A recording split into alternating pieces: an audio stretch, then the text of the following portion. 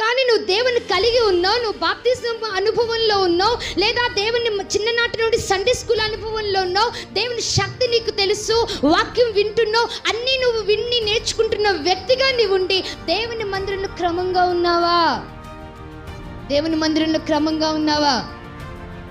నేను అడుగుతున్నాను, మందిరంలో క్రమం ఉందా నీకు? దేవుని వాక్యం వింటూ నీ యొక్క ఆత్మీయ జీవితాన్ని క్రమపరుచుకుంటున్నావా?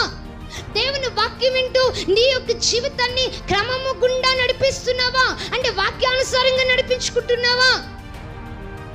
వాక్యం విన్నట్టుగానే ఉంటుంది, కానీ నువ్వు చేసే పనులు మాత్రం చేసుకుంటూనే వెళ్ళిపోతావు. నువ్వెక్కడ క్రమపరచబడుతున్నావు? ఎక్కడ దైవాత్మకు నువ్వు చోటిస్తున్నావు? ఎక్కడ దేవుని సన్నిధిలో నువ్వు భయపడుతున్నావు?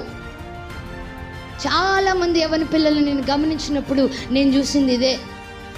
చాలామంది వ్యక్తుల్ని చూసినప్పుడు నేను గమనించింది ఇదే.